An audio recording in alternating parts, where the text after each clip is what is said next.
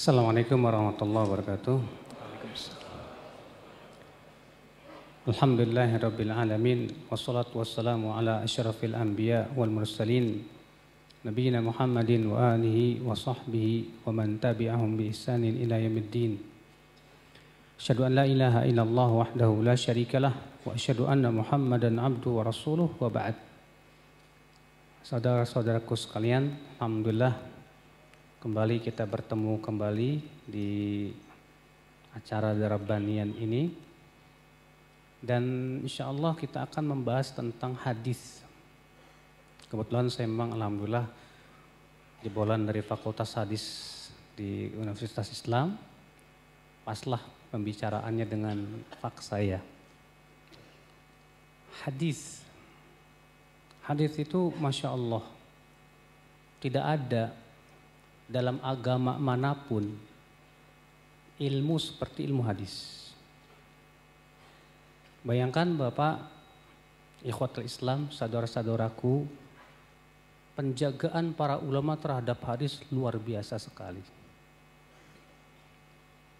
Tentunya sekarang kita tidak akan membahas tentang bagaimana para ulama menyaring hadis dan memilah hadis, karena itu insya Allah pembahasan yang kedua insya Allah. Tapi sekarang pembahasannya adalah apa sih keutamaannya belajar hadis? Apa sih pentingnya hadis untuk hidup kita? Bagaimana sih ya kita penerapan hadis di dalam agama kita? Ini penting sekali saudara-saudaraku sekalian. Nabi SAW sangat menganjurkan umatnya untuk mempelajari hadis. Nabi bersabda dalam sebuah hadis yang mutawatir. Tahu nggak hadis mutawatir? Hadis yang diriwayatkan oleh perawi yang banyak. Beliau bersabda, "Nadharallahu mra'an sami'a maqalati fawa'aha wa hafidhaha wa addaha kama sami'a." Semoga Allah memberikan cahaya kepada wajah orang yang mendengarkan sabdaku, yaitu hadis. Kemudian ia memahaminya. Kemudian ia menghafalnya. Kemudian ia menyampaikannya. Lihat, Nabi mendoakan. Buat siapa? Setiap orang yang mendengarkan hadis Nabi Shallallahu Alaihi Wasallam. Kemudian apa? Dia memahaminya. Kemudian apa? Dia menghafalnya. Kemudian apa? Dia menyampaikan kepada orang lain. Masya Allah. Siapa di antara kita ingin mendapatkan keutamaan doa Nabi Shallallahu Alaihi Wasallam ini, Pak?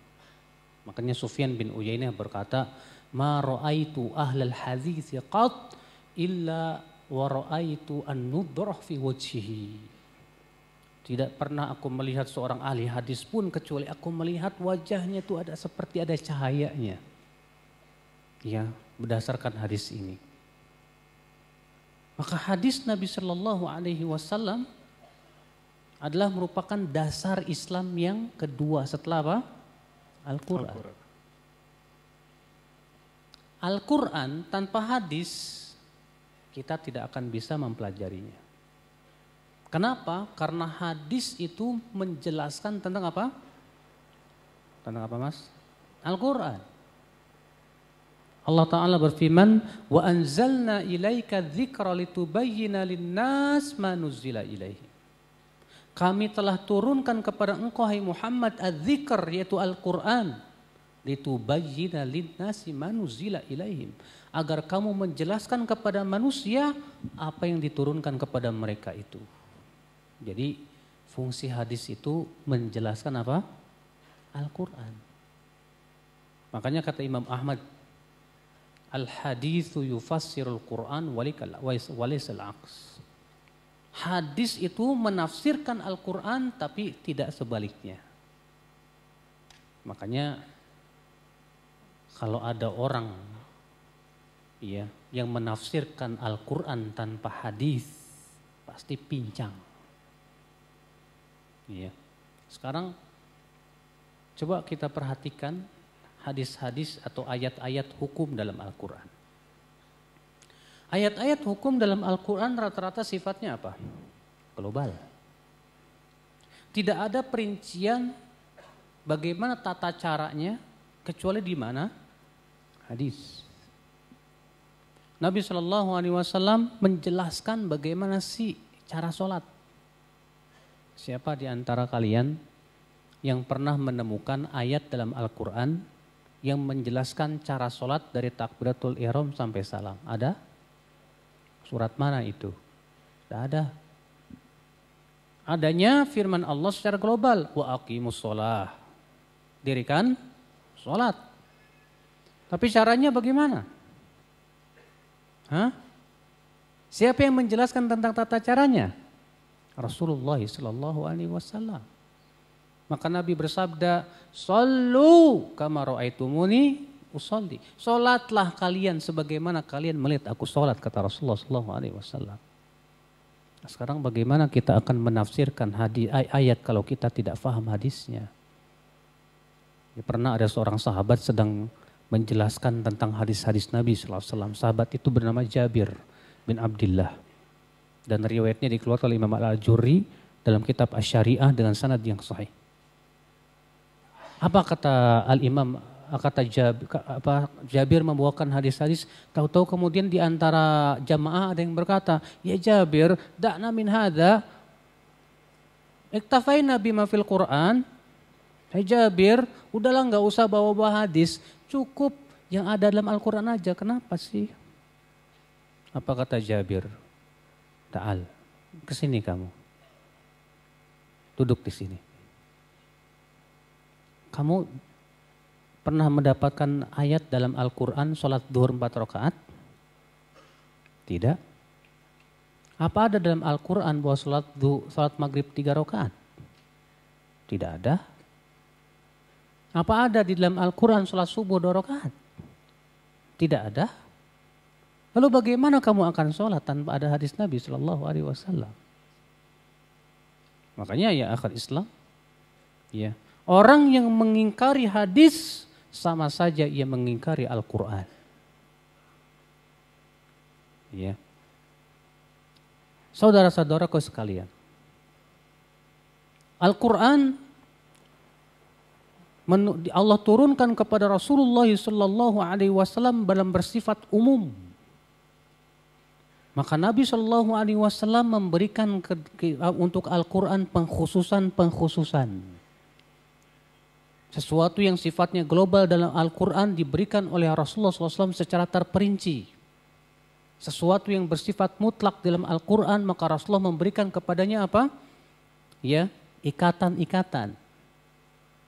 Contoh misalnya Pak, dalam Al-Quran Allah menyebutkan tentang ayat warisan, ya tidak? Dalam surat apa itu ayat warisan? Dalam surat An-Nisa. Iya. Yusikumullahu fi auladikum. Allah wasiatkan kalian untuk anak-anak kalian. Tapi Nabi memberikan apa? Pengkhususan. Apa kata Nabi SAW?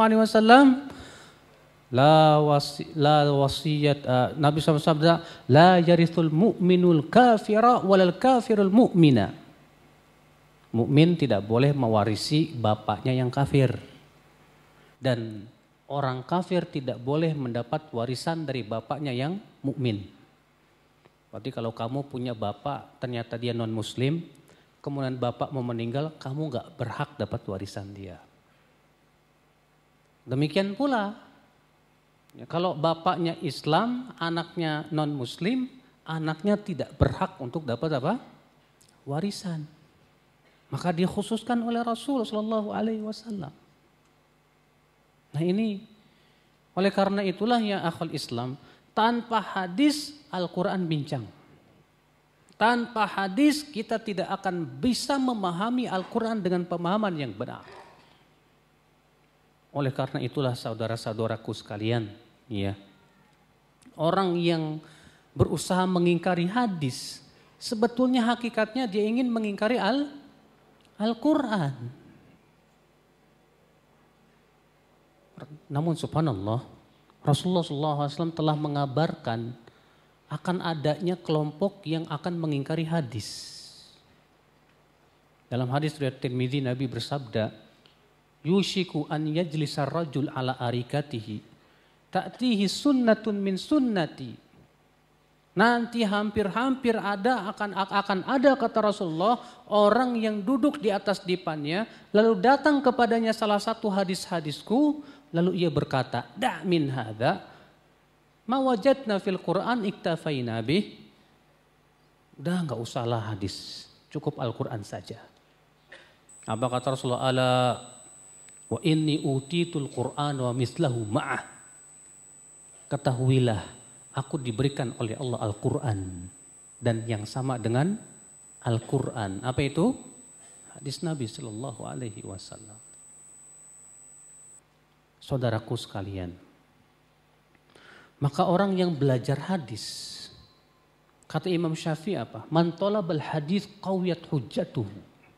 Siapa yang belajar ilmu hadis, kuat hujahnya. Orang yang belajar ilmu hadis insya Allah Pak, kuat hujahnya Pak. Ya, karena dengan hadis itu dia akan tahu ucapan itu benar atau tidak. Ya, ikhwatal Islam azan ya Allah wa ya. Makanya para ulama menasihati terutama buat para pemuda nih kayak kita nih untuk rajin belajar hadis. Apa kata Imam Ahmad? Imam Ahmad berkata begini, "Dinu nabiyyina Muhammadin akhbar, ni'mal matiyatu lil fatal athar, farra'yu lailun wal hadithu nahar." Agama Nabi kita Muhammad SAW adalah akhbar. Akhbar itu maksudnya hadis, ya. Dan sebaik-baik kendaraan bagi seorang pemuda adalah athar. Athar itu maksudnya hadis juga. Karena sebatas pendapat itu bagaikan malam yang kelam. Sedangkan hadis itu bagaikan siang yang terang benderang. Tuh lihat akhul Islam azan ya Allah wa iyyakum. Berkata Imam Asy-Syafi'i rahimahullah, apa kata Imam Syafi'i? Kata Imam Asy-Syafi'i, kullul ulumi siwal Qur'ani wa mushghilatun siwal hadis wa siwal fiqhi fid din. Al-ilmu ma kana fihi qala haddatsana wa ma siwa dzalika wasawisus syayatin. Kata Imam Syafi'i, setiap ilmu selain Al-Quran itu hanya menyibukkan, kecuali ilmu hadis dan ilmu fikih dalam agama. Ilmu itu kata Imam Syafi'i apa? Yaitu yang disebutkan padanya haddatsana. Haddatsana itu Pak, kalau dalam ilmu hadis itu ya simbol kebersambungan. Kalau hadis itu bersambung, guru dengan murid ketemu, itu biasanya dengan mengucapkan haddatsana atau sami'tu, ya. Nah, di sini Imam Syafi'i mengatakan, ilmu yang benar itu apa? Yang disebutkan padanya haddatsana artinya bersambung sampai Rasulullah sallallahu alaihi wasallam. Wa ma siwa dzalik, adapun selain itu ya ilmu-ilmu yang tidak bersambung sampai ke Rasulullah sallallahu alaihi wasallam, maka itu hanyalah waswas syaitan belaka. Nah, subhanallah saudara-saudaraku sekalian. Di sini para ulama menganjurkan kita untuk apa? Belajar hadis.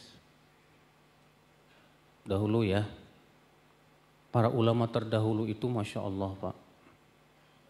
Majelis yang paling ramai untuk dihadiri itu majelis hadis Pak. Dan mereka berlomba-lomba menghafalkan hadis Nabi Sallallahu Alaihi Wasallam. Imam Ahmad, majelis hadisnya, setiap majelis hadisnya beliau itu dihadiri 6.000 orang lebih. Iya. Makanya Imam Nawawi mengatakan di zaman terdahulu majelis hadis itu dihadiri ribuan orang karena ingin mendengar hadis-hadis Nabi Sallallahu Alaihi Wasallam, saudara-saudaraku sekalian. Imam Bukhari umur 14 tahun sudah hafal 70.000 hadis. Imam Syafi'i umur 12 tahun sudah hafal Muwatta Imam Malik di luar kepala. Masya Allah. Para ulama terdahulu Masya Allah Pak. Di dalam masalah ilmu hadis mereka luar biasa ya semangatnya untuk mempelajarinya. Karena dengan belajar hadis itulah yang akhir Islam kita akan bisa memahami Al-Quran dengan benar. Bahkan kita pun akan terbimbing. Coba, semua permasalahan-permasalahan dalam kehidupan ini Pak, sudah dijelaskan oleh Nabi SAW. Dari cari apa? Cara makan, cara tidur, apalagi? Nah, adab berbicara, adab buang air, akidah, ibadah, dan yang lainnya. Makanya ada seorang kafir ya, datang kepada Salman Al-Farisi. Apa kata orang kafir ini? Inna nabiyakum qad 'allamakum kulla syai'in hatta al-khira'ah. Sesungguhnya nabi kamu itu sudah mengajarkan segala sesuatu sampai cara buang air besar. Kata Salman, ajal, betul sekali.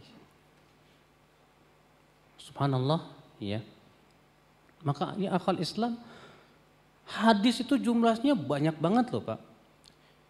Imam Syekhul Islam Taimiyah saja dalam kitab Raf'ul Malam an A'immatil A'lam ya, mengatakan tidak ada satupun ulama yang mengklaim bahwa dirinya sudah menguasai seluruh hadis Nabi Shallallahu Alaihi Wasallam. Karena hadis Nabi itu sangat banyak sekali ya akal Islam. Ya, Imam Ahmad dalam musnadnya saja itu musnad terbesar tuh. Itu hadisnya lebih dari 36.000 hadis. Tapi ternyata masih banyak hadis-hadis yang tidak ada dalam Imam Ahmad. Belum lagi di dalam Sahih Bukhari, Muslim, Abu Daud, Tirmidzi, Nasai, Ibnu Majah. Belum lagi ada di dalam Mu'jam At-Tabrani, baik Mu'jam Kabirnya, Mu'jam Awsatnya, Mu'jam ya. Demikian pula Imam Al-Hakim dalam Mustadraknya, dan demikian pula ya kitab-kitab hadis yang lainnya banyak sekali akhwal Islam azan ya Allah wa yakum. Nah coba sekarang saya mau tanya sama antum semua dan sama saya. Sudah berapa hadis yang sudah kita pelajari? Hah? Siapa yang sudah belajar Arba'in Nawawiyah? Siapa yang sudah mempelajari Riyadus Shalihin, Bulughul Maram? Bulughul Maram itu di zaman Ibnu Hajar buat pemula. Benar. Antum baca aja muqaddimahnya Imam Ibnu Hajar ya, ketika menulis Bulughul Maram. Apa kata beliau? Taisiron lil mubtadiin. Bulughul Maram ini aku tulis untuk memudahkan bagi para pemula. Jadi Bulughul Maramku buat pemula Mas. Di zaman Ibnu Hajar.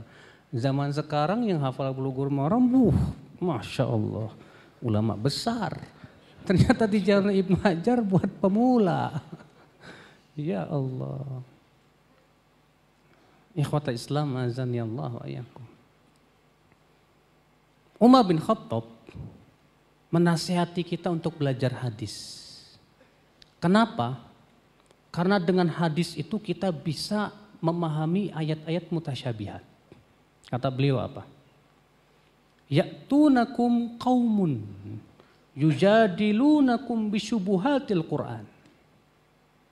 Nanti akan datang kepada kalian suatu kaum yang akan mendebat kalian dengan ayat-ayat mutasyabihat. Fajadiluhum bis sunan, maka debat mereka dengan hadis. Fa inna ahlas sunani a'raf li kitabillah. Karena orang yang betul-betul faham hadis, dia orang yang paling faham tentang kitabullah jalla wa ala. Orang yang paling paham hadis, dia otomatis paham apa? Al-Quran. Maka inilah ya akhwal Islam azan ya Allah wa iyyakum.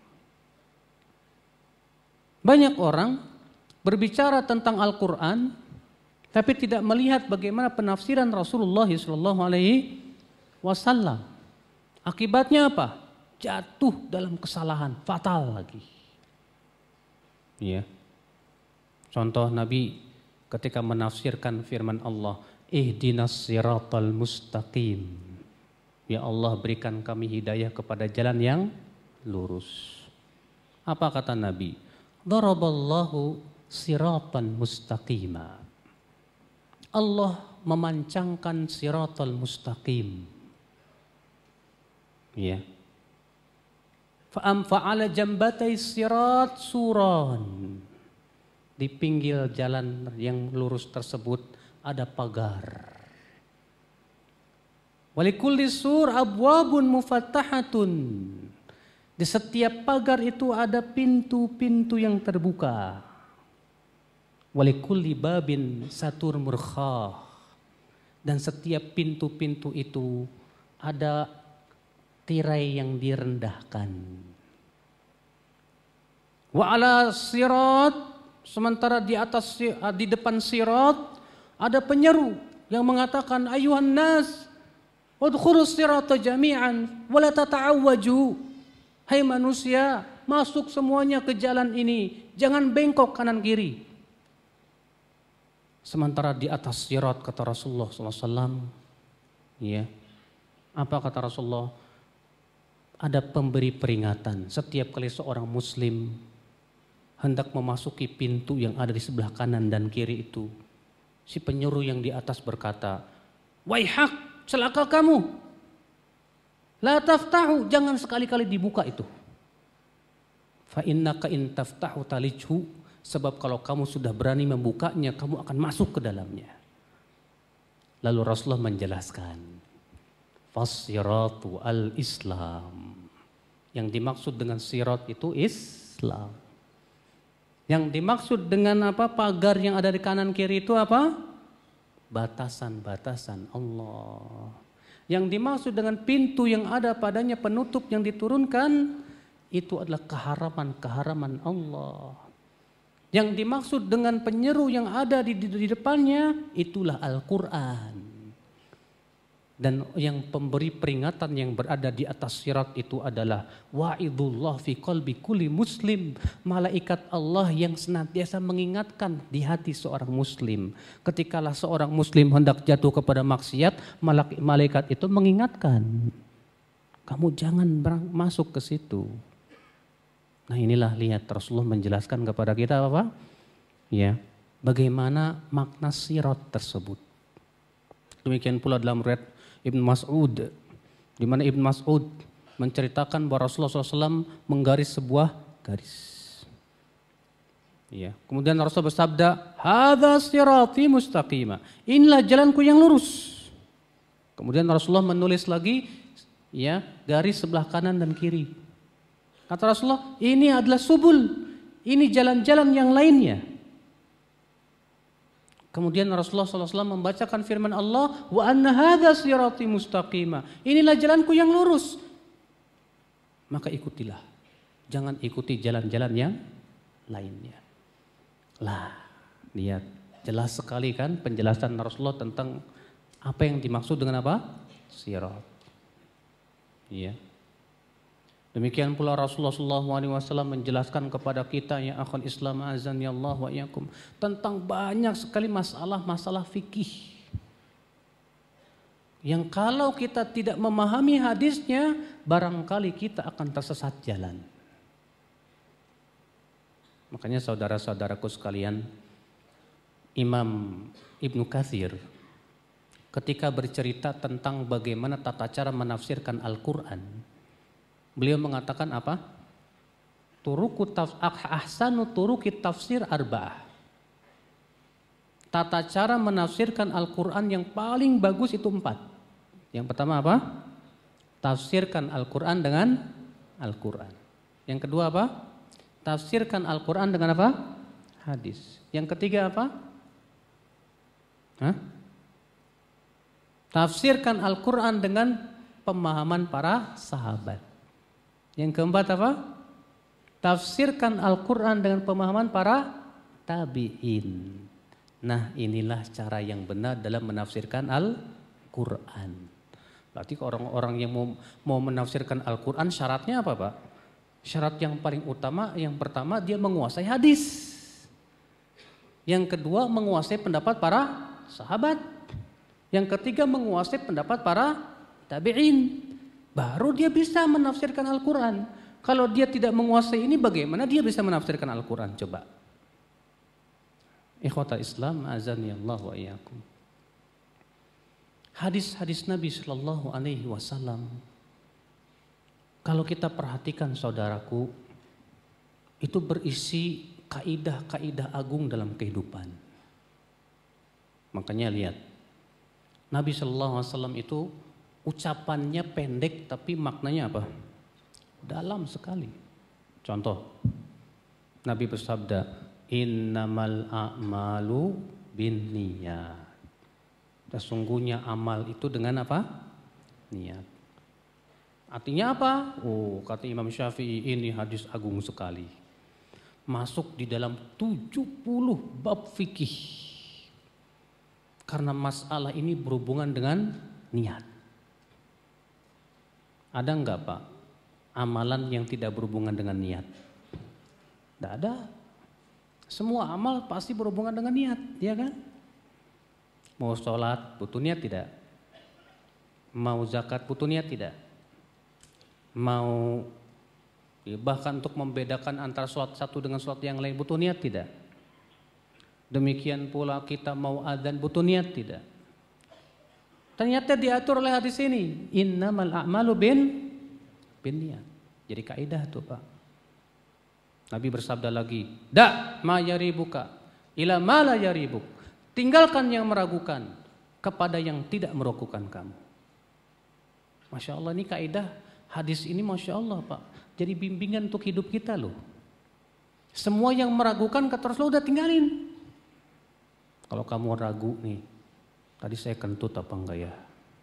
Kayaknya kentut deh. Ah enggak juga, kentut. Tapi tadi saya yakin jam 11 wudu. Cuman setelah itu saya ragu kentut apa enggak. Maka kata Rasulullah apa? Tinggalkan yang ragu. Ya udah, nggak usah wudu lagi. Karena yang yakin itu kamu sudah wudu. Tapi kalau kamu ingat, tadi saya kencing, tapi setelah itu kayaknya wudu deh. Kayaknya enggak. Wudu deh. Enggak yang ragu berarti apa? Ya, wudunya. Ya udah wudu lagi. Lihat Nabi memberikan kepada kita kaidah enak banget kan? Terkadang ada seorang pemuda Pak was-was. Habis wudu nih kayaknya kentut deh. Baik lagi wudu. Mas mau sholat kayaknya tadi keluar kencing deh. Balik lagi wudu. Mas habis wudu selesai mau sholat kayaknya tadi saya belum nyuci wajah deh. Balik lagi wudu, sampai setengah jam gitu Pak. Ada itu, ya. Kalau kita pahami hadis tadi apa? Da ma yaribuka ila ma la yaribuk. Tinggalkan yang meragukan. Kalau kamu misalnya ada perasaan kayaknya tadi kentut deh. Nah yang namanya kayak kan meragukan. Kayaknya kentut deh, kayaknya juga enggak, nah kan? Maka dengan belajar hadis ini kita akan bisa selamat dari was-was. Iya tidak? Iya. Oh. Iya. Rasulullah mengatakan tinggalkan meragukan. Wah, berarti kali meragukan lah. Kecuali kalau bener prot. Ini yakin nih. Bukan was-was nih. Iya. Ya udah, segera wudu gitu kan. Nah, ini saudara-saudaraku sekalian. Lagi makan di warung sambil ngobrol, makan bala-bala, habis makan ragu, tadi saya makan berapa ya? 5 apa 4 ini? Ya. Bayar berapa? 5. Loh kok begitu? Karena pada asalnya harta manusia itu haram. Itu yang yakin. Ya. Nah itu coba dengan belajar hadis itu kita paham Pak. Berbagai macam urusan-urusan. Ada seorang suami nanya ke saya, Ustadz saya ragu, saya udah talak belum ya? Jadi kok ragu? Tahu tuh kemarin saya nggak talak apa belum ya? Nah, kata Rasulullah, tinggalkan yang meragukan, ambil yang tidak ragu. Ya. Lihat kalau kita belajar hadis enak kan? Kita punya patokan dalam hidup itu. Tapi kalau kita nggak belajar hadis, kita nggak punya patokan, nggak punya hujah. Ya. Nabi Shallallahu Alaihi Wasallam bersabda, la darar wala dirar. Tidak boleh melakukan sesuatu yang sifatnya mudarat. Setiap yang membahayakan haram dalam Islam. Dan tidak boleh membalas mudarat dengan mudarat. Itu kaidah loh Pak. Ya enggak? Kalau ada orang berkata, emang ada dalilnya rokok haram? Hah? Gak ada kata dia. Coba kamu lihat, gak ada di Al-Quran atau hadis rokok haram. Mungkin rokok baru ada sekarang kan Pak ya, di zaman Rasul gak ada. Gampang aja, Rasul bersabda, la doror wala diror. Tidak boleh mengkonsumsi sesuatu yang membahayakan. Dan tidak boleh membalas bahaya dengan bahaya. Sedangkan rokok bahaya. Kaidah jelas. Ya. Enak ada hadisnya. Dari situ kita bisa ya mengambil semua yang sifatnya bahaya haram. Enggak boleh. Ya. Makanya kalau kita belajar hadis tuh Masya Allah Pak, kita akan terbimbing hidup kita. Akidah kita akan terbimbing. Ya. Dengan kita belajar hadis-hadis akidah, maka kita akan tahu apa yang harus kita yakini dan kita akan tahu apa yang tidak boleh kita yakini. Contoh misalnya Nabi bersabda, la'anallahu zawwaratil kubur. Semoga Allah melaknat wanita yang banyak berziarah kubur. Wah. Berarti hadis itu menunjukkan wanita tidak boleh banyak berziarah kubur. Oh, dari situ tahu. Wah ternyata ini khusus untuk wanita, tidak untuk laki-laki. Ya. Nah, Bapak sekalian, ketika kita mempelajari hadis-hadis Nabi SAW, kita akan tahu ini akidah Ahlussunnah atau bukan. Nabi SAW misalnya ya menyebutkan tentang akidah-akidah yang wajib diyakini. Contohnya Nabi SAW menceritakan bahwa tentang di hari kiamat kaum mukminin akan melihat Allah.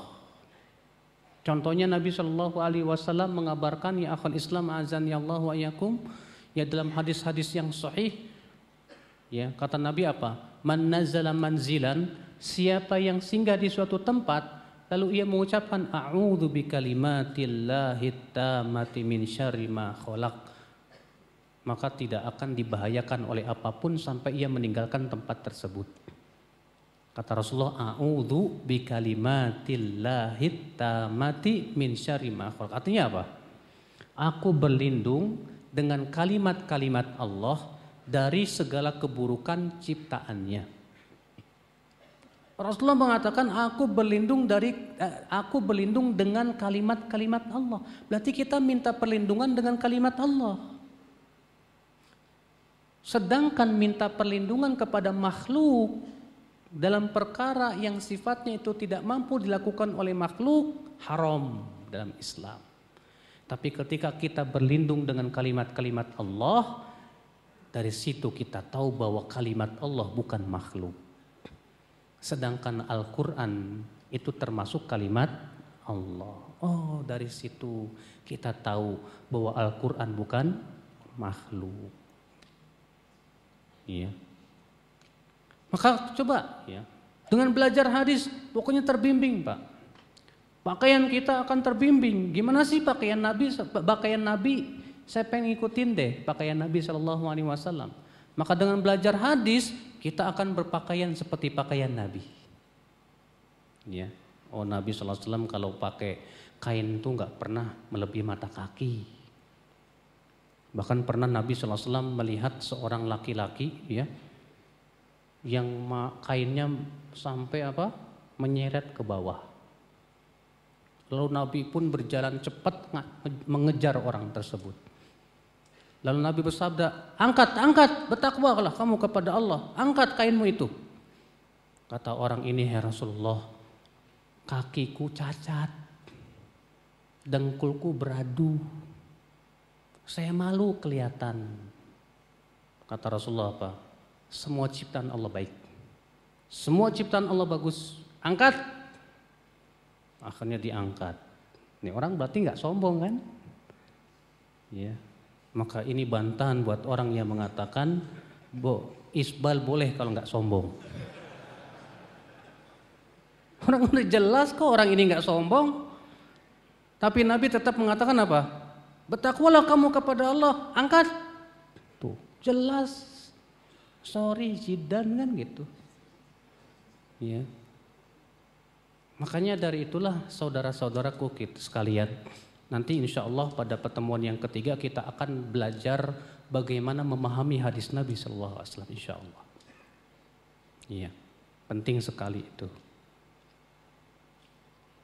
Akhal Islam, seorang wanita kalau belajar hadis enak. Kata Nabi apa? La tamna'u ima Allah masajidallah wa buyutuhunna khairul lahunna. Jangan cegah para wanita untuk pergi ke masjid, tapi rumah mereka lebih baik buat mereka. Oh, ternyata untuk wanita yang lebih baik sholat di mana? Di rumah. Iya. Kalau perempuan nggak tahu hadisnya, ya mungkin tidak tahu. Ternyata yang lebih utama sholatnya di mana? Di rumah. Makanya orang yang belajar hadis, dia akan bisa mengetahui amalan yang paling utama, Mas. Saya mau belajar hadis, ini perempuan nih, kata Rasulullah SAW, sholat di rumah itu lebih baik buat wanita. Saya ingin tahu, belajar hadis lagi, ada enggak dalilnya? Kalau sholat di rumah itu yang paling utama sebelah mana ya? Kata Rasulullah SAW apa? Sholatuhunna fi baitihinna. Sholatnya wanita di kamar tidurnya lebih utama daripada di ruang tamunya, kan? Oh, ternyata di ruang di kamar tidurnya lebih utama. Ya udah, enak kan? Kau tahu hadisnya, ya enggak? Iya.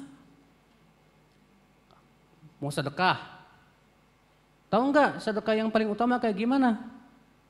Kalau enggak tahu hadisnya, enggak tahu, Pak. Kita nggak bisa beramal dengan cara yang lebih baik, ya kan? Tapi ketika kita tahu hadisnya, sedekah yang utama itu yang kayak gimana? Faham. Kata Nabi SAW, afdalus shadaqah wa anta sahihun syahihun takhaful faqr. Sedekah yang paling utama itu adalah ketika kamu sehat dan kamu pelit, takut kefakiran. Di saat itu sedekah yang paling apa? Utama. Masya Allah. Ya. Saya Ustadz mau pergi ke masjid. Tolong dong, ada enggak hadisnya yang paling utama pergi ke masjid itu kayak gimana? Kata Rasulullah SAW, a'dhamum ajra aktsaruhum mamsya. Yang paling besar pahalanya orang yang pergi ke masjid itu yang paling banyak langkah kakinya. Masya Allah. Ya.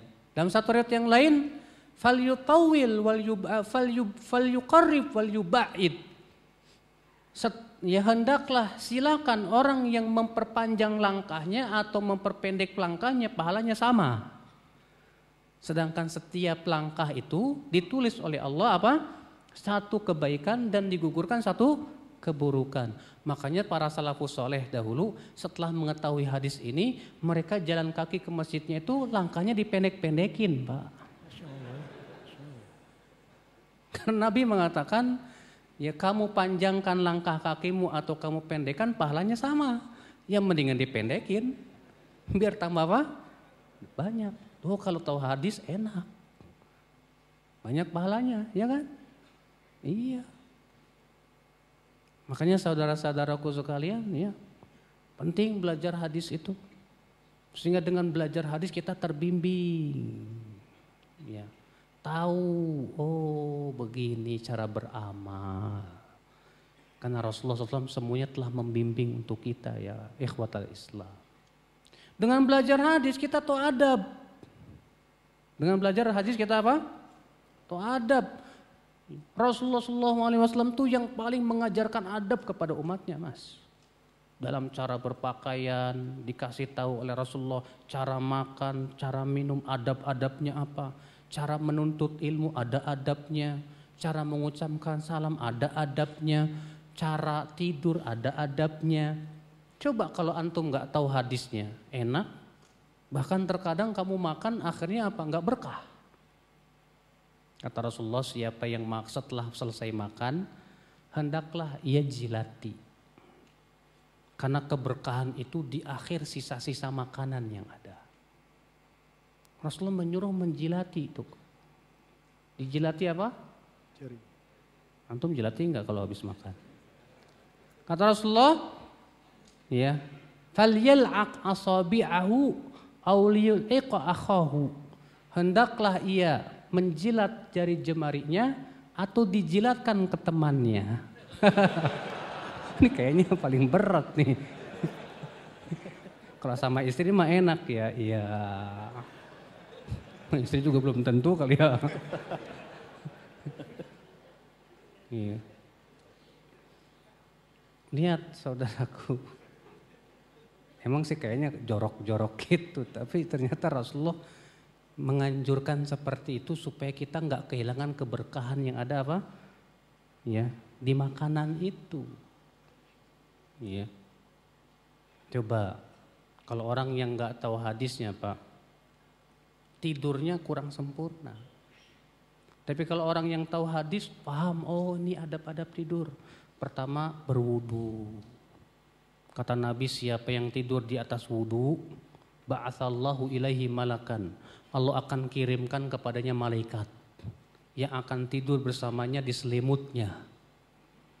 Setiap kali dia bangun di waktu malam, malaikat akan berdoa, ya Allah ampuni dosanya, ya Allah rahmati dia. Karena ia tidur di atas kesucian. Masya Allah, lihat. Tahu hadisnya, dapat keutamaan itu. Ketika dia mau tidur, niatnya pengen sholat tahajud nanti malam. Kenapa? Tahu hadisnya, kata Rasulullah, manittaja'a wa nawa an yusalli bilail. Siapa yang mau tidur dan niatnya mau sholat malam, faghalabatu aina, dan ternyata kalah oleh matanya sampai subuh. Ketiduran. Tapi niatnya sudah kuat mau sholat malam. Apa yang terjadi? Kataballahu lahu ma nawa. Tetap Allah tuliskan niatnya tersebut. Wa kana naumuhu lahu sadaqah, dan tidurnya menjadi sedekah dari Allah untuk dia. Tuh lihat. Gara-gara niat pengen sholat tahajud, walaupun enggak kesampaian, setidaknya tidurnya jadi bernilai apa? Sedekah. Tahu hadisnya enak. Dapat pahala, ya enggak? Tapi kalau enggak tahu hadisnya, tidurnya enggak dapat pahala, Pak. Makanya penting belajar hadis, ya, pelajari hadis Nabi Shallallahu Alaihi Wasallam. Apalagi yang berhubungan dengan masalah ibadah. Kata para ulama, al ibadatu tauqifiyatun. Yang namanya ibadah itu harus menunggu dalil. Pada asalnya ibadah itu haram, tidak boleh dilakukan kecuali dengan apa? Dalil. Ada dalil, laksanakan. Tidak ada dalil, jangan. Iya. Makanya kalau orang yang faham hadis, belajar hadis, setiap mau mengamalkan ibadah, mikir dulu nih ada hadisnya apa enggak ya? Ada perintah enggak apa enggak ya? Makanya Abdullah bin Mubarak, seorang ulama terdahulu Pak, dia berkata, sami'tu annanas akhbar. Aku mendengar sebuah kabar bahwa kalau tersesat di gurun pasir, maka hendaklah dia mengatakan, wahai, ya, apa jin-jin yang ada di padang pasir, bantu saya untuk menunjukkan jalan yang benar. Maka kata Ibnu Marok, maka aku membuka buku-buku hadis saya untuk saya lihat sanadnya sahih apa enggak. Tuh, kalau belajar hadis begitu. Jadi dia tidak berani mengamalkan dulu kalau belum dapat apa? Dalilnya. Iya. Sekarang kamu ibadah, tapi ibadahnya nggak pakai dalil, nggak pakai hadis, bisa tertolak loh. Nabi mengatakan man amila amalan laisa ali amruna fahuwa raddun. Siapa yang mengamalkan suatu amalan yang tidak ada padanya perintah kami, maka amalan tersebut apa? Tertolak. Tertolak. Iya. Coba Pak, kalau kita membiasakan suatu amalan yang ternyata Rasulullah tidak pernah memerintahkannya kepada kita. Ada orang kebiasaan kalau habis bersendawa, alhamdulillah. Emang ada doanya gitu habis bersendawa, alhamdulillah? Ya. Yang ada juga kalau bersin haji, alhamdulillah. Tapi kalau habis bersendawa, ada doanya? Gak ada. Ya itu kan nikmat. Kata siapa nikmat? Bersendawa itu ya akhi bukan nikmat. Kalau antum tanya ke orang kedokteran, itu justru menunjukkan sinyal akan adanya penyakit dalam limpa antum itu. Oh, ada penyakit, alhamdulillah.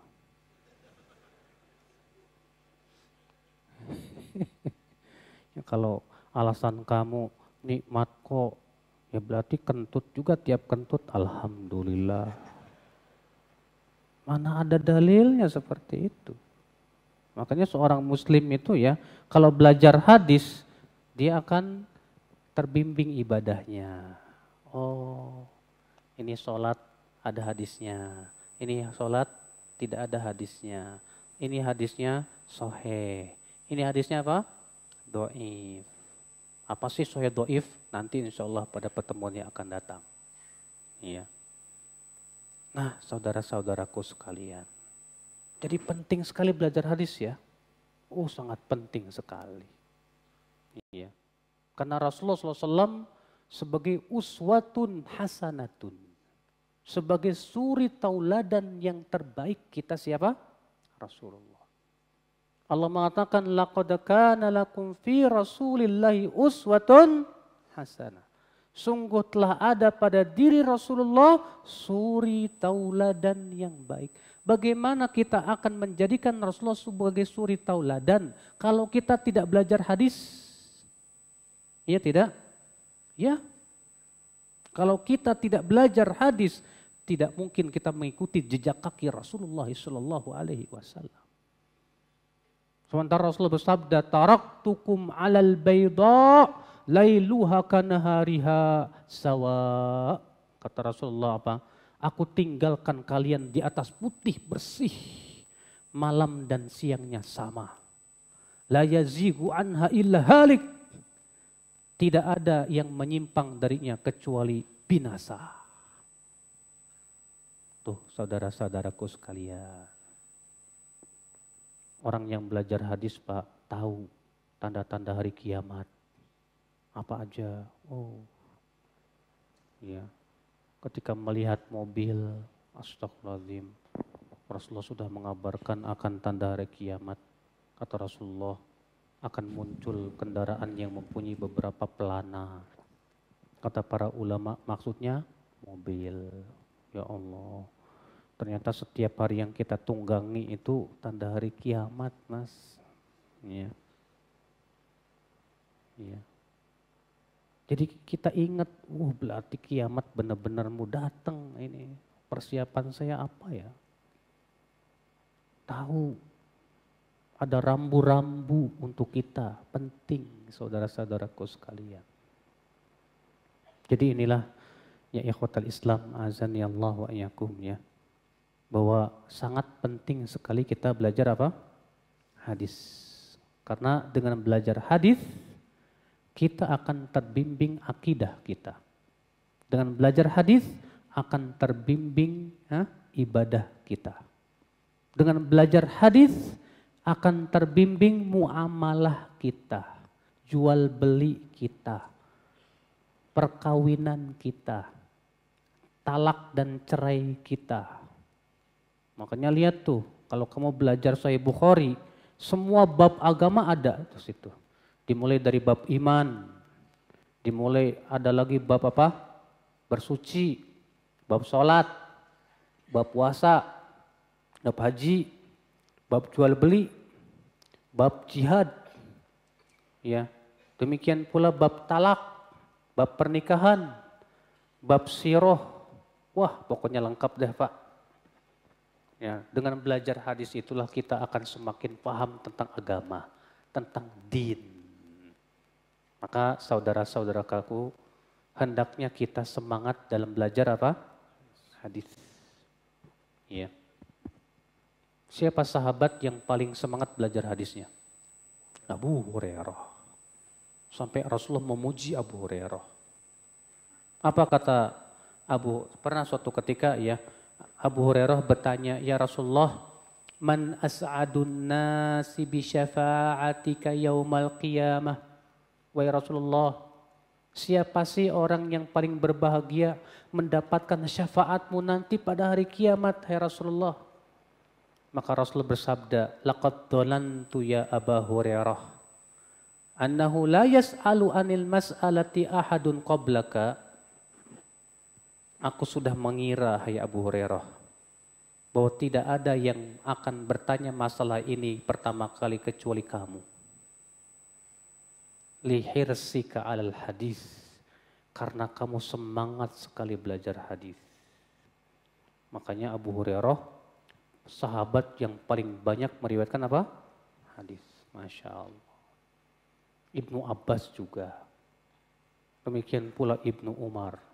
Bahkan kemudian menjadi sunnah para ulama hadis setelah itu. Mereka pergi kemana? Daerah-daerah yang jauh untuk belajar hadis-hadis Nabi Sallallahu Alaihi Wasallam. Nah inilah saudara-saudaraku sekalian, semoga ini memberikan motivasi kepada kita ya untuk berusaha mempelajari hadis Nabi Sallallahu Alaihi Wasallam. Ya, adapun bagaimana sih Ustadz para ulama dulu menjaga hadis dan memilah hadis?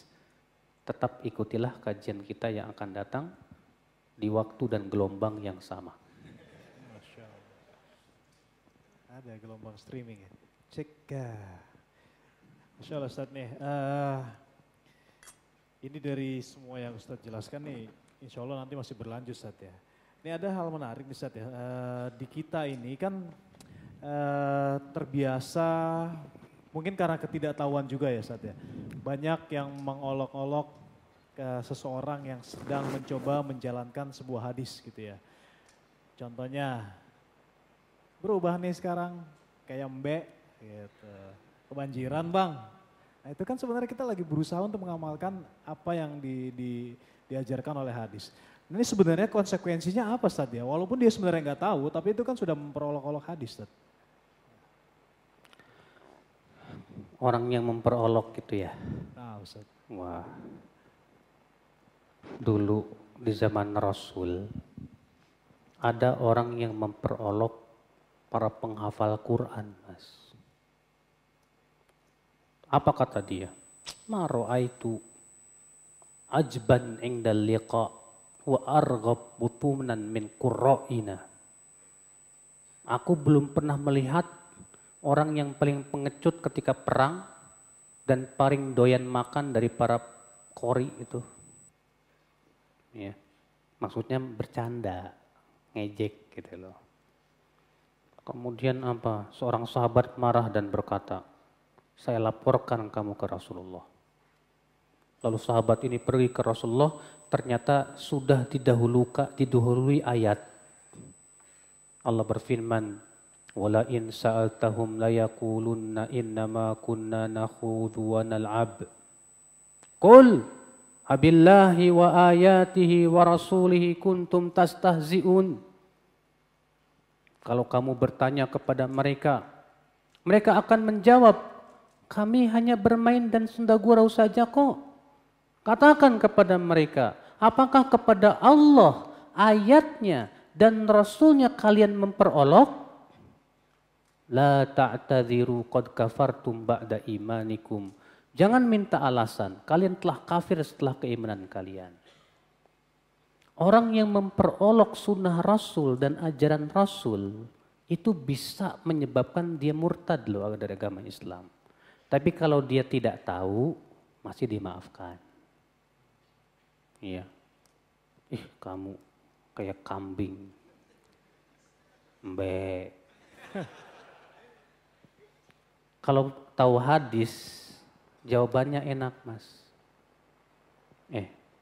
Kamu bilang saya kayak kambing ya. Saya bangga kayak kambing. Loh kenapa? Karena Rasulullah bersabda, kambing itu termasuk binatang surga. Masya Allah, adanya di surga. Tahu hadisnya, enak kan? Kambing termasuk binatang surga. Binatang surga ada jenggotan. Coba tuh binatang-binatang yang diharamkan sama Allah jenggotan apa enggak tuh? Maaf ya Pak, bukannya mau ini ya. Nah, terkadang kalau kita tahu hadis enak jawabannya Mas. Ya. Saya enggak tersinggung, saya disebut kayak kambing enggak tersinggung saya. Silahkan. Ya, karena saya sudah tahu hadisnya. Oh kan, Masya Allah. Para rasul semua berjenggot. Saya bangga dong menyerupai para rasul. Para nabi semua berjenggot. Saya bangga dong menyerupai para nabi.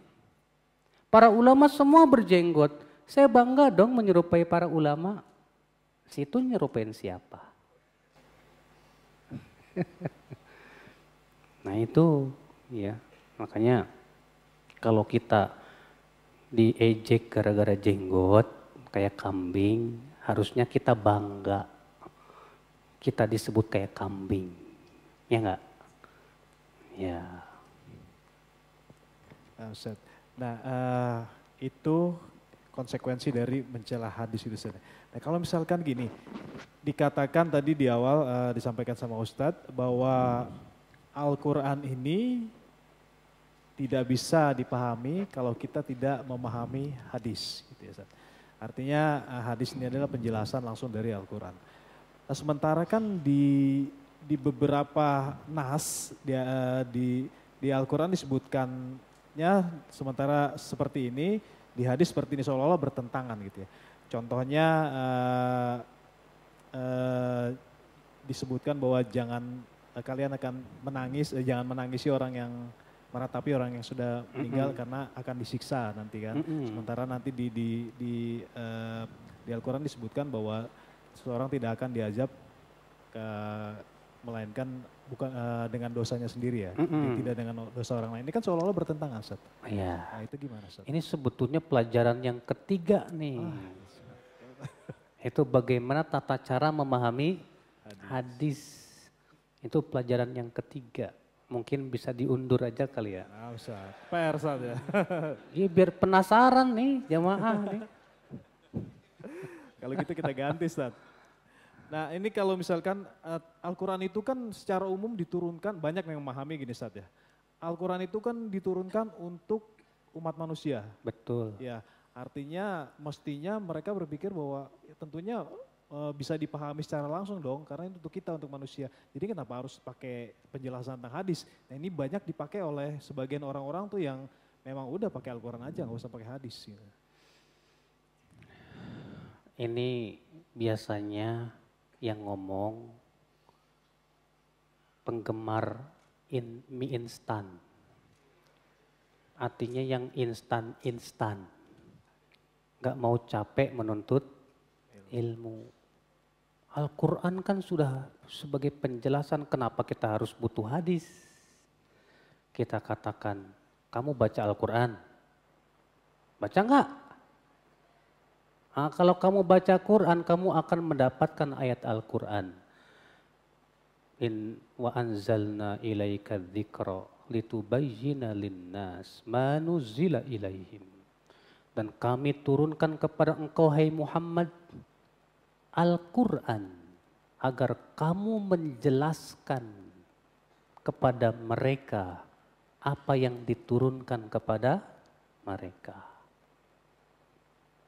Allah tegas dalam ayat itu mengatakan Rasulullah fungsinya menjelaskan apa?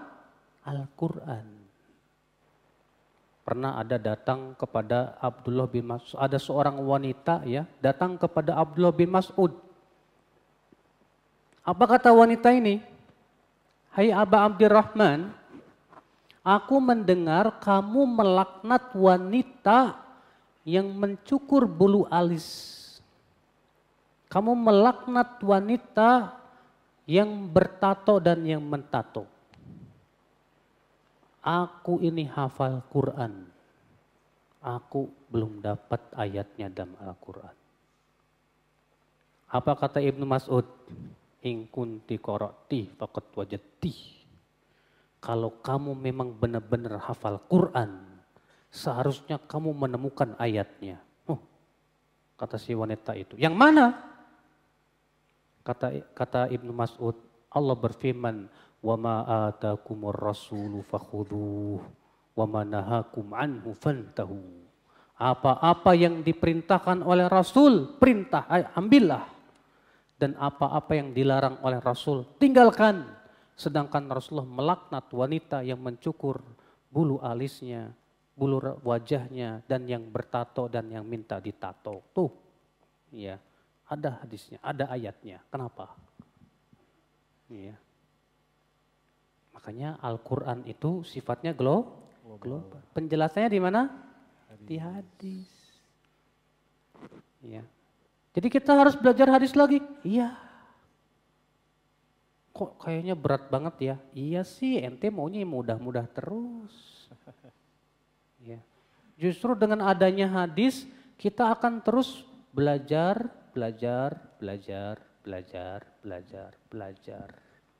Jadi hidup kita akan terus tak lepas dari apa? Menuntut ilmu. Enak, Masya Allah. Kalau kamu maunya nuntut ilmu sebentar, dah selesai jadi ulama gitu. Halah. Ya. Makanya saya katakan ini penggemar yang instan-instan. Ya, lawan. Masya Allah. Mungkin kita masuk sesi tanya jawab ya, Fadol Adi Mas. Oke, bismillah. Kita akan selenggarakan tanya jawab, mungkin nggak banyak ya di atas ini. Kita akan lanjut di bawah, insya Allah Ta'ala, di bazar. Jika cuaca mendukung atau misalnya agak gerimis, kita alihkan ke aula. Dan teman-teman kita mulai dari Ikhwan dulu, mungkin kita 2 pertanyaan aja. Brothers, oke, sebelah kiri.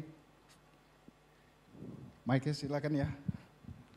Sebutkan nama dan lokasi asal. Dimohon sesuai tema ya. Waalaikumsalam warahmatullahi wabarakatuh. Waalaikumsalam warahmatullahi wabarakatuh. Dengan namanya siapa? Ready. Ready dari mana? Tebet. Oh dekat ya. Mudah-mudahan nggak macet tadi ya. Waduh. Silakan pertanyaannya. Tadi Ustaz mengatakan bahwa di mana kalau mau melaksanakan hal itu yang paling baik adalah dengan 4 hal. Gimana? Iya, mau ya hadis. Imam Ahmad, kalau salah ya, menafsirkan Al-Quran dengan Al-Quran, Al-Quran dengan hadis, Al-Quran dengan pemahaman sahabat, tabiin. Mana yang lebih utama ketika kita mau mempelajari, kita yang awam ini, mendahulukan untuk menghafal Quran atau hadis? Oh ya. Mana yang kita dahulukan? Al-Quran dulu atau hadis dulu? Kalau masalah mana yang didahulukan, saya katakan Al-Quran dulu. Untuk kita hafalkan. Kenapa? Karena itu yang dilakukan oleh para sahabat. Itu yang dilakukan oleh para tabi'in. Itu yang dilakukan oleh para ulama setelahnya. Imam Bukhari sebelum menghafal hadis, menghafal Al-Quran. Imam Muslim sebelum menghafal hadis, menghafal Quran. Imam Syafi'i umur 6 tahun hafal Quran. Setelah hafal Quran baru hafalin hadis. Bahkan seluruh ulama begitu. Ngafalkan Quran dulu baru ngapalin apa? Hadis. Iya. Nah itu kalau masalah ngapalin. Tapi kalau masalah memahami, maka Al-Quran sangat membutuhkan hadis untuk kita pahami makna-maknanya. Paham? Iya. Cukup jelas Randy ya. Alhamdulillah. Kita lanjut pertanyaan kedua, tapi sebelum itu ini untuk Ahwat yang kedua. Dijelaskan buat brothers silakan turunnya lewat pintu selatan karena untuk sementara kita kasih jalan buat sisters yang jomblo yang pulang duluan supaya mereka bisa sampai rumah lebih awal. Oke, kita lanjut panitia sisters, gimana bisa dibantu? Apa sudah ada yang bertanya? Assalamualaikum warahmatullahi wabarakatuh. Oke, waalaikumsalam warahmatullahi wabarakatuh. Saya Amelia dari Bekasi, Ustadz. Saya ingin bertanya, saya pernah mendengar mengenai isu tentang hadis palsu, yaitu hadis yang sengaja dikarang oleh seseorang hanya untuk menyesatkan umat. Apakah hal tersebut benar, Ustadz? Kemudian jika hal tersebut benar, adakah kiat-kiat atau ciri-ciri khusus dari hadis palsu tersebut? Terima kasih. Ya, ini sebetulnya pelajaran kedua, Mas. Banyak teasernya ya, Ustaz. Dijawab enggak? Ya, enggak apa-apa deh dijawab. Jadi, Mbak, motivasi orang bikin hadis palsu itu banyak. Ya, motivasi yang pertama itu yang disebutkan oleh Mbak, ingin menyesatkan manusia. Ini sebetulnya hanya dilakukan oleh orang-orang zindik munafik yang pura-pura masuk Islam dan tujuannya ingin menghancurkan Islam.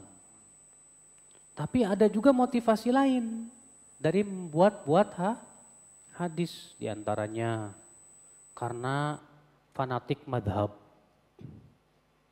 Madhab Syafi'i sama madhab Hanafi ini berantem terus, Mas, dari dulu. Madhab Hanafi bikin hadis untuk memenangkan madhabnya. Apa katanya? Sayati alan nasi zamanun fihi Muhammad bin Idris wa adhar min iblis. Akan datang nanti suatu zaman, di situ ada orang bernama Muhammad bin Idris. Maksudnya Imam Syafi'i. Dia lebih bahaya dari iblis. Ya, padahal harusnya palsu. Ternyata yang buat siapa? Fanatikus madhab Hanafi. Ya. Ada lagi motivasinya untuk membela akidah. Seperti orang Syiah bikin hadis-hadis palsu untuk membela akidah mereka. Ada lagi motivasinya apa? Cari duit, fulus. Dan ini banyak pedagang biar apa? Laris. Tukang terong bikin hadis. Al-badin jandawaun likul lida. Terong itu obat segala penyakit. Wih. Ya, biar laris. Ya. Tukang semangka bikin lagi. Yang penting gimana caranya laris. Ada lagi tukang cerita. Ya. Ada pernah Imam Ahmad dan Imam Yahya bin Ma'in masuk ke masjid. Setelah sholat duhur selesai, tiba-tiba ada pemuda berdiri. Hai manusia, dengarkan. Aku akan membawakan suatu hadis yang bagus sekali. Bercerita kepadaku Ahmad bin Hambal dan Yahya bin Ma'in. Ya. Mereka berdua bercerita kepadaku terus sampai sanadnya ke Rasulullah SAW. Lalu ia cerita sampai 20 halaman. Imam Ahmad sama Yahya bingung. Hai Ahmad, kamu yang menceritakan? Gak, kamu kali ya? Setelah selesai dipanggil pemuda. Dari mana kamu dapat hadis itu? Kata pemuda itu, dari Ahmad bin Hambal dan Yahya bin Ma'in. Saya Ahmad bin Hambal. Ini Yahya bin Ma'in. Kami tidak pernah menceritakan itu kepada kamu. Rupanya ngeles. Apa kata dia? Emangnya Ahmad bin Hambal sama Yahya bin Ma'in cuma satu di dunia? Kurang ngajar. Ya. Ini dia motivasi memalsukan hadis ternyata banyak, Pak. Ya. Ada lagi ahli ibadah yang bodoh. Ingin memberikan motivasi supaya apa? Beramal tapi dengan cara bikin hadis. Kata para ulama hadis, ini pemalsu hadis yang paling berbahaya. Kenapa? Karena orang tertipu dengan ahli ibadahnya. Nah itu ya. Jadi motivasi orang memalsukan hadis itu banyak sebetulnya. Ya. Baik. Mudah-mudahan cukup jelas ya. Dan kita beralih untuk ke kesimpulan. Tafadhol Ustadz, bagaimana kesimpulan hadis adalah jalan? Jadi belajar hadis itu sangat urgen dan penting saudara-saudaraku sekalian. Pertama untuk semakin lurus dalam memahami Al-Quran. Yang kedua semakin faham tentang syariat. Yang ketiga semakin faqih dalam agama kita. Yang keempat kita mendapatkan bimbingan-bimbingan langsung dari Rasulullah SAW dan wasiat-wasiatnya. Sehingga hidup kita terbimbing insya Allah. Semoga kita termasuk para penuntut ilmu hadis dan pecinta hadis Rasulullah SAW. Baik dari saya, wabillahi taufik, wa sallallahu ala nabiyina Muhammadin wa akhiru da'wana anilhamdulillahi rabbil alamin.